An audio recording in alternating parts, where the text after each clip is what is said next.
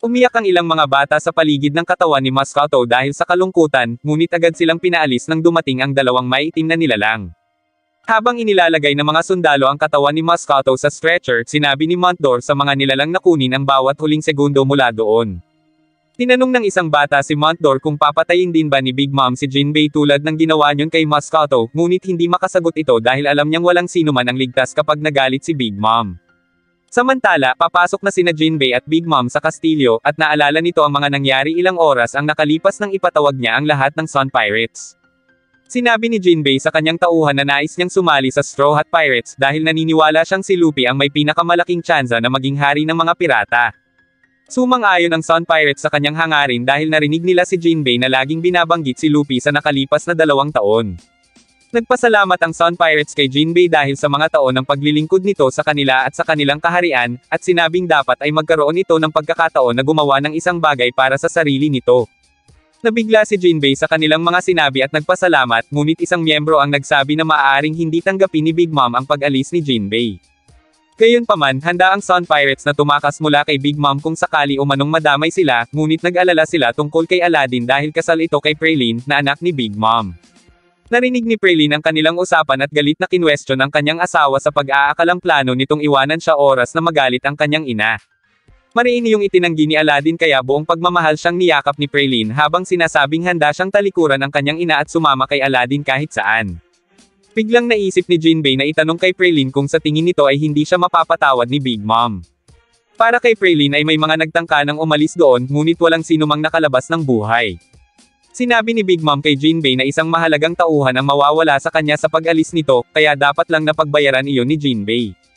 Ipinakuha ni Big Mom ang roleta na siyang magiging basehan ng mawawala rin kay Jinbei, bagay na ikinatakot ng iba. Kinagabihan, na stranded ang grupo ni Luffy sa dagat na nagyayelo tuwing gabi, bagay na nagpahinto sa barko nila. Sinubukang tunawin ni Luffy ang yelo gamit ang kahoy na may apoy upang hindi na sila maghintay sa pagsikat ng araw dahil baka bumalik ang mga higanteng langgam na nilabanan nila kanina. Ayon kay Pedro, minsan nang kinain ng mga langgam na iyon ang kanyang barko kaya napatanong si Luffy kung ano ang ginawa niya noon. Ibinunyag naman ni Carrot na dati ay naging pirata si Pedro kasama si Peckhams, at nagpatuloy si Pedro sa kanyang kwento. Inihayag nito na siya ay naglayag bilang manlalakbay na naghahanap ng poneglyphs para tulungan si Master Cat Viper. Ngunit nakapasok siya sa teritoryo ni Big Mom nang walang pahintulot at nakasama lang niya si Peckhams sa kalahati ng paglalakbay dahil natalo siya doon 5 taon na ang nakalipas. Nagulat ang Straw Hats na bumalik pa si Pedro doon, ngunit determinado ito na tulungan ang grupo dahil sa balitang ipinakita ng hari ng mga ito kay Luffy ang Road Poneglyph sa Whale Tree. Nagulat siya sapagkat tanging kay Goldie Roger na tinaguri ang hari ng mga pirata lang yung pinakita 26 na taon na ang nakalipas. Ibig sabihin, umaasa ang mga iyon na kakailanganin ni Luffy ang Road Poneglyph ni Big Mom kaya kailangan nila yung makuha habang inililigtas si Sanji. Ngunit maya-maya pa ay nagising na ang mga langgam at inatake ang grupo. Nahirapan silang talunin ang mga higanteng insekto at protektahan ang barko. Kinabukasan, naglalayag na muli ang barko, at nagising si Luffy na iniinda ang kanyang mga sugat mula sa laban nila sa mga langgam. Ngunit natuwa ito nang makita ang Whole Cake Island sa kanilang harapan. Naglayag sila papunta sa baybayin na sinabi ni Pudding na tanging hindi binabantay ang lugar ng isla. Habang papalapit sila ay bigla nilang nakita si Sanji na nakatayo sa baybayin, bagay na ikinagulat nilang lahat. Ngunit habang umaabante sila ay bigla na lang iyong nawala. Maya-maya pa ay tuwang-tuwa ang grupo habang pinapanood nilang lumabas ang Shark Submerged 3 mula sa ilalim ng barko. Sakay dito sina Pedro at Brook na handa ng pumuslit papasok sa Whole Cake Island para kunin ang Road Poneglyph ni Big Mom. Humingi ng paumanhin si Pedro dahil kinailangan niyang isama si Brook sa misyon, pero ayos lang naman iyon kina Luffy. Pagkatapos ay sumisid na ang dalawa at naglayag sa isang ilog na patungo sa Whole Cake Island. Ang natitirang miyembro naman ng grupo ay nagdududa sa sinasabi ni Luffy na nakita niya sina Sanji at Pudding sa dalampasigan dahil wala naman silang makita kahit sino sa lugar na iyon. Bumaba sila at nagmasid sa paligid ngunit hindi pa rin nila nakita ang dalawa kaya nagtaka na sila dahil may kasunduan na sila ni Pudding na dadalhin si Sanji sa dalampasigang iyon. Nang biglang marinig ni Nanami sina Luffy na tinatawag ang pangalan ni Sanji na nakatayo malapit sa kagubatan sa likuran, ngunit sa halip na lumapit ay tumakbo ito papasok sa kagubatan. Naguguluhan man ay nagmadali nilang hinabol si Sanji sa loob ng kagubatan.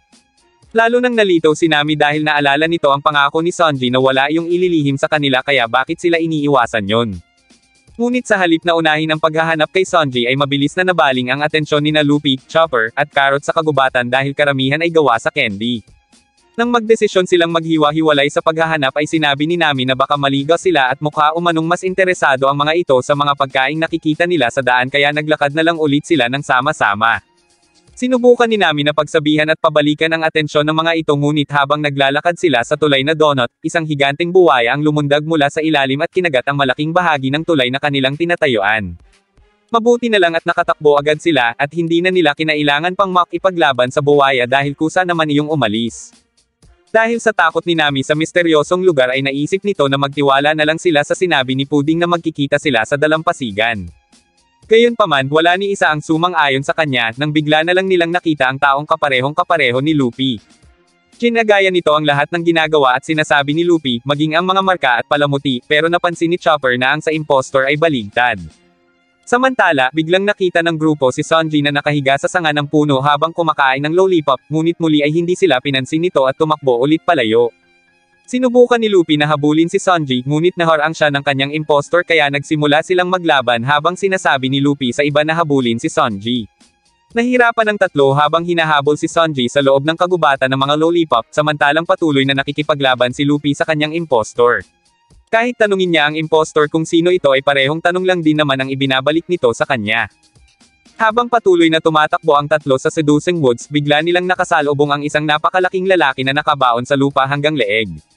Laking gulat nila sa kanilang nakita at sa pagkamausisa ay tinanong ni Chopper kung sino ang nagbaon dito, ngunit sinabi ng lalaki na siya mismo ang nagbaon sa sarili niya. Nainis lang si Chopper sa lalaki dahil magulo itong kausap kaya pinasa na ito ni Nami at tumakbo palayo. Paulit-ulit na humihingi ng juice ang lalaki ngunit hindi ito pinansin ng tatlo kahit pa sinabi nito na dumaan doon ang taong hinahanap nila. Sa kanilang pagtakbo ay bigla silang inatake ng isang rabbit na hinarap naman ni Carrot.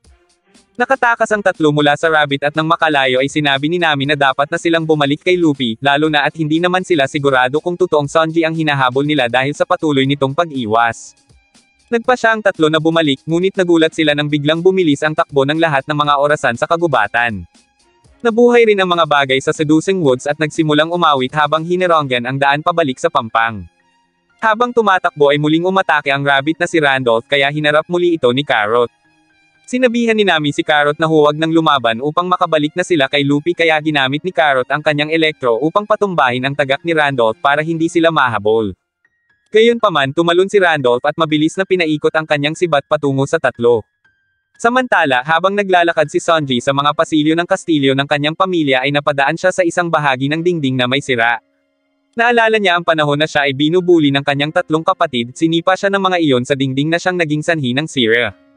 Biglang dumating si Yonji at sinabi na sumunod sa kanilang utos na magpakasal kay Pudding. Nainis si Sonji sa presensya ni Yonji kaya paulit-ulit niya itong sinabihan na layuan na siya dahil naputol na ang kanyang ugnayan sa pamilya at wala na siyang pakialam sa mga ito. Dahil doon ay hinamon ni Yonji si Sonji, at naglaban silang dalawa. Samantala, sa kagubatan ay pilit tinatakasan ng tatlo ang sibat ni Randolph at nang malapit na iyong tumama sa kanila ay tumalon sila kaya sa lalaking nakabaon iyong tumama. Napasigaw sa gulat ang lalaki, ngunit hindi ito pinansin ng tatlo at ginamit ito bilang palatandaan ng kanilang dinaanan. Maya-maya pa ay muli silang nagkasama-sama, at habang tumatakbo ay sinabi ni Nami na kailangan na nilang bumalik sa kanilang barko.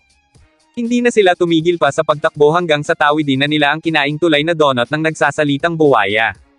Sa hindi maipaliwanag na dahilan, muli silang bumalik sa harap ng nakabaong lalaki bagay na ikinagulat nila. Nalilito man ay nakiusap ang lalaki na alisin ang sibat sa likod ng kanyang ulo, ngunit sa halip ay sinigawan siya ng mga ito at sinabing huwag sumunod at hamarang sa kanilang daan. Pero sinabi ng lalaki na hindi naman siya umaalis sa kinatatayuan niya. Dahil doon ay sinubukan nilang bumalik sa daan ang kanilang dinaanan, ngunit muli silang napunta sa harap ng nakabaong lalaki. Habang sinusubukan nilang intindihin ang nangyayari, nagulat sila sa mga kumakantang mga puno at bulaklak na papalapit sa kanila. Unti-unting natakpan ng mga ito ang daan kaya napagtanto ni Nami na wala ng daan pabalik sa barko. Bigla ring nagliwanag ang mga mata ni Luffy habang sinasabing napansin na ni Nami ang mga nangyayari sa paligid niya bago nilangkis ang kanyang braso sa leeg ni Nami. Naguluhan ang grupo sa kilos ni Luffy hanggang sa maisip nilang hindi ito si Luffy. Doon na nagsimulang bumalik ang impostor sa kanyang tunay na anyo, ang ikawalong anak na babae ng pamilyang Charlotte, si Charlotte Bruley. Habang hawak si Nami ay napagkamalan ni Carrot na isang puno si Bruley bagay na ikinagalit nito. Itinuro ni Brule ang malaking peklat sa kanyang mukha at sinabing naiinggit siya sa magagandang mukha ni Nanami at Carrot. Bilang paghihiganti, balak nitong hiwain ang mukha ng dalawa gamit ang kanyang napakatalas na mga kuko kaya napasigaw si Nami. Samantala, sa likod ng Whole Cake Chateau sa Whole Cake Island ay naroroon ang Lake Aprico, isang lawa mula sa dagat kung saan maaaring dumaong ang mga kakampi ni Big Mom. Doon dumaan ang ilang barko ng Germa 66 na nagsanib at bumuo ng kaharian, ang nag-iisang kaharian sa buong mundo na naglalayag sa dagat at ang teritoryo nito ay tanging binubuo ng mga barkong iyon. Ang kaharian ay kadalasang pinaninirahan ng mga kalalakihan at sundalo na patuloy na nagsasanay. Habang nasa balkonahe ng kastilyo si Sonji ay pinapanood niya ang maraming sundalo na nagsasanay, ngunit masama ang loob niya. Pagkatalikod niya ay napabuntong hininga siya nang makita na naroon pa rin sa silid ang kanyang kapatid na si Reiju. Pumasok siya at nasusuklam na itinuro ang nakadisplay na larawan ng isang lalaki sa dingding na nakatayo sa ibabaw ng mga ulo ng apat na hari. Ngunit para kay Reiju, iyon ay mula sa insidente ng pagkatalo ng apat na hari sa North Blue. Ang nagtagumpay na lalaki na kanilang ama ay naglalayong kontrolin muli ang North Blue na minsang pinamunuan noon ng Germa. Ayon kay Reiju, walang masama sa mga lalaking lumalaban para sa kapangyarihan, at sinabi pa nito na bakit hindi e-enjoy ni Sonji ang pagiging miyembro ng pribilehiyong maharlika kaysa manatili sa isang maliit na grupo ng pirata. Lalo lamang nagalit si Sonji nang biglang dumating ang kanilang ama na si Vince Smoke Judge upang makita siya. Binati nito ang kanyang anak sa unang pagkakataon matapos ang mahabang panahon, ngunit tumanggi si Sonji na ituring siyang ama. Tinanong ni Judge kung ano ang ginawa ni Sonji kay Yeonji para matalo iyon pero sinabi lang ni Sonji na mas malakas siya kaysa doon. Dahil doon ay sinabi ni Judge na lumabas si Sonji at doon sila magtuos na tulad ng mga tunay na lalaki. Samantala, patuloy na tumatakbo si Luffy sa Seducing Woods na nalilito at hinahanap ang mga kasamahan niya. Nagkasundo naman ang mga halaman sa kagubatan na harapin si Luffy kaya dahan-dahan nila itong nilapitan. Sa laboratorio ng kastilyo ni Yeonji pinalo ng isang martilyo ang mukha niya sapagkat nag-iwan ng masamang uka sa kanyang mukha ang naganap na sagupaan nila ni Sonji. Nagtipo ng mga residente sa lugar ng mabalitaan na maglalaban sina Sonji at Judge. Sinimulan ni Judge ang labanan sa pamamagitan ng pag-atake kay Sonji gamit ang kanyang sibat, ngunit naiwasan lahat ni Sonji ang kanyang mga pag-atake. Humanga ang mga mamamayan sa husay ni Sonji, at habang nakikipaglaban ay patuloy nitong itinatakwil ang kanyang pamilya at iniisip ang mga paraan para makaalis doon kahit na maipakasal siya kay Pudding. Gayunpaman, sinabi ni Judge na hindi iyon mangyayari at patuloy na iginigiit na si Sonji ay kanyang anak. Galit iyong itinanggi ni Sonji habang naaalala nito ang pag-bake niya ng isang cake noong siya ay bata pa. Inagaw iyon ng kanyang mga kapatid at nang sinubukan niya iyong bawiin ay sinipa siya ni Yeonji at tumalsik siya sa pader. Sinubukan din niyang suntukin ang kanyang pinakamatandang kapatid, ngunit wala iyong epekto, at pinagsusuntok siya niyon bilang ganti. Sa halip na tulungan ay pinagtawanan pa siya ng kanyang mga kapatid, at habang dumadaan si Judge at Reiju ay nagmakaawa siya sa kanilang ama na pigilan ang pang-aapi. Ngunit kinwestiyon pa siya ni Judge kung bakit siya kailangang tulungan at sinabihan pang mahina at walang silbi sa hinaharap, habang tumawa lang si Reiju. Muli ay pinagtulungan siya ng tatlo at pinagtawanan. Sa kasalukuyan, hinarang ni Sonji ang isang pag-atake ni Judge ng sibat gamit ang isang binti na pinalakas ng hockey. Namangha si Judge dahil ang dating mahina niyang anak ay alam na ngayon ang hockey. Kumuha si Judge ng isang espada at inihagis kay Sonji para gamitin, ngunit sinipa yun pabalik ni Sonji at sinabing ang kanyang mga kamay ay para lamang sa pagluluto, at patuloy na uminit ang tensyon sa pagitan nilang mag-ama. Pinuri ni Reiju ang lakas ni Sonji habang kinutya naman ito ni Judge at sinabing isang kahihiyan ang pagbibigay ni Sonji ng serbisyo sa pagluluto. Pagkatapos ay gumamit ito ng aerial attack at nang umatake na rin si Sonji gamit ang Diable Jambe ay hinawakan niya ito sa nag-aapoy nitong paa at saka ibinalibag sa lupa. Nagpatuloy ang laban nilang mag-ama hanggang sa makaladkad si Sonji dahil sa lakas ng pag-atake ni Judge. Sinabi ni Judge na hindi na iyon ang German na kilala ni Sonji noon. Habang nakahiga sa lupa, naalala ni Sonji ang kanyang pagkabata sa kaharian ng Germa, at ang panahong takot na takot siya dahil ikinulong siya ni Judge sa isang madilim na selda habang may suot na bakal na maskara. Bumangon muli si Sonji at naghanda para labanan si Judge na puno ng galit. Gamit ang Diable Jambe ay sumugod siya kay Judge, ngunit pinaharang niyon ang ilang sundalo sa pagitan nilang dalawa. Nabigla si Sonji sa pagharang ng mga iyon kaya humina ang kanyang pag-atake habang sinasabi niya sa mga sundalo na tumabi. Subalit, itinusok ni Judge ang kanyang sibat sa isa sa kanyang mga sundalo at inilapit ito kay Sonji. Sinubukan yung pigilan ni Sonji ngunit wala siyang nagawa hanggang sa tumalsik siya palayo. Nagsaya ang mga sundalo sa pagkapanalo ni Judge at pumasok na muli si Reiju sa loob. Samantala, patuloy na hinahanap ni Luffy ang kanyang mga kasama sa Seducing Woods. Muli ay gumalaw ang mga nagsasalitang halaman sa kagubatan at hinarap si Luffy sa gitna ng daan. Nabigla si Luffy sa paglitaw ng mga ito na kumanta patungkol sa nalalapit niyang kapahamakan habang nagtitipon-tipon sa kanyang paligid. Inatake si Luffy ng isang puno gamit ang mga ugat nito, ngunit agad iyong kinontra ni Luffy at pinatumba sa lupa. Sinabi niya sa mga halaman na manahimik at tantanan siya, ngunit sabay-sabay siyang inatake ng mga ito.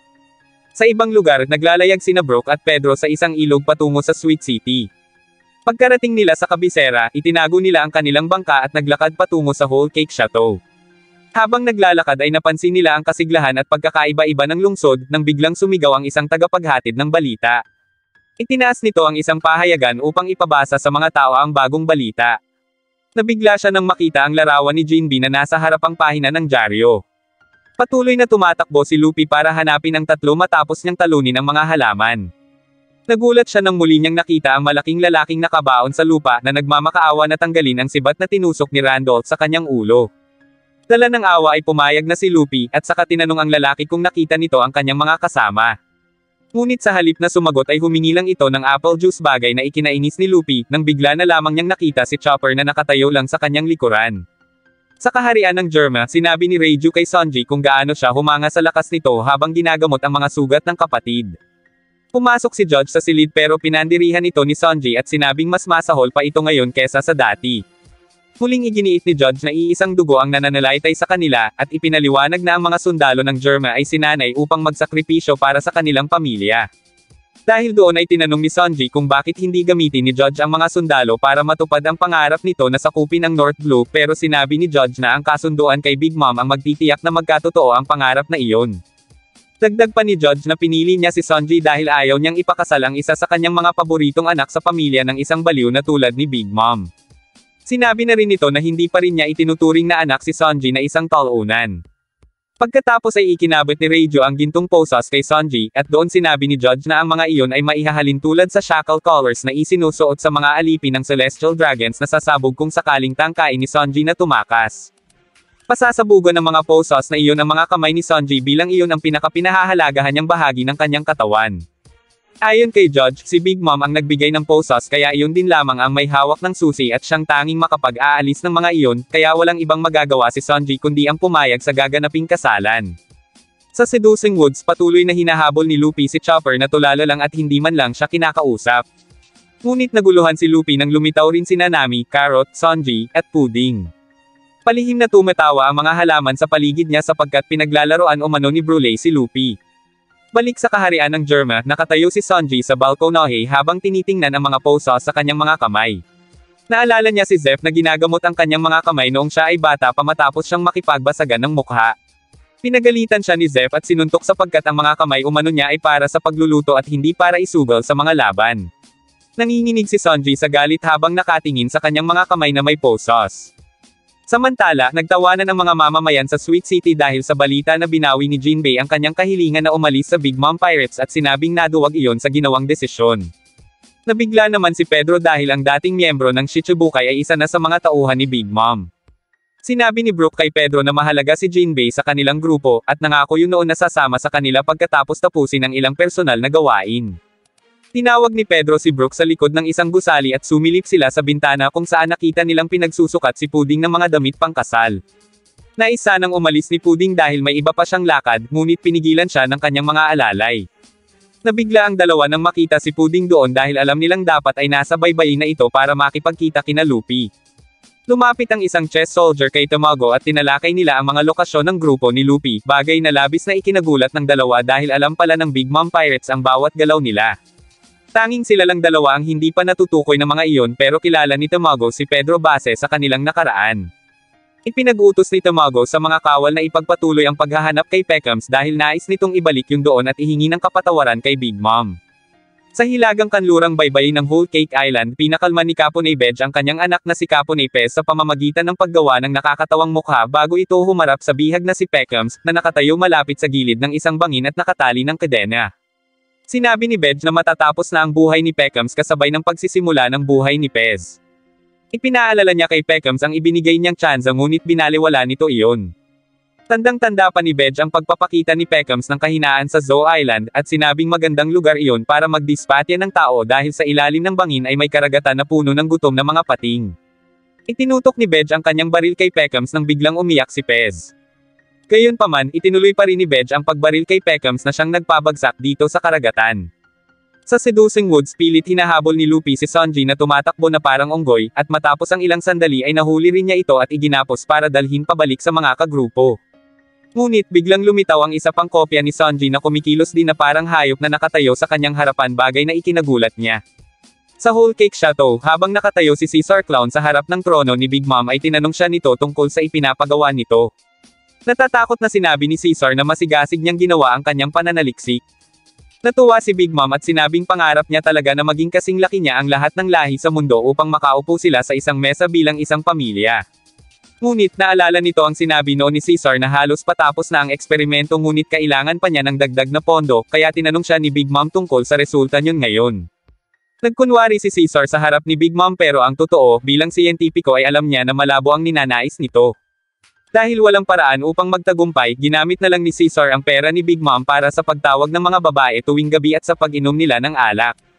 Kampante siya na makakatakas siya sa galit ni Big Mom hanggat pinoprotektahan siya ni Doflamingo, ngunit nabasag ang tuwa nito nang mabasa ang balita ng pagkatalo ni Doflamingo. Dahil doon ay nagsinungaling siya kay Big Mom na nawasak ang kanyang pananaliksik matapos sirain nina Luffy at Law ang kanyang laboratorio, at sinabing doon lamang niya makakamit ang mga kinakailangang resulta. Habang umiiyak si Caesar ay sinabi ni Big Mom na nagpagawa siya sa ministro ng candy ang eksaktong replika ng laboratorio, kaya muli ay tinanong nito kung gaano katagal bago ito makakuha ng mga resulta. Agad na dinala si Caesar sa kanyang bagong laboratorio, at doon ay sinalubong siya ng panganay na anak ni Big Mom na si Charlotte Perospero. Hawak ni Perospero ang puso ni Caesar upang pahirapan ang siyentipiko kung sakaling mabigo ito sa loob ng 2 linggo, kaya naman naisip ni Caesar na dapat may gawin siyang paraan. Balik sa Seducing Woods, pagod na si Luffy sa pagdadala ng mga impostor ni Sanji at Pudding sa tapat malapit sa nakabaong lalaki. Itinapon niya ang mga iyon at lahat ay kumikilos na parang mga hayop. Meron ding mga impostor ni Carrot at Chopper kaya litong-lito si Luffy kung paano dumami ang mga ito.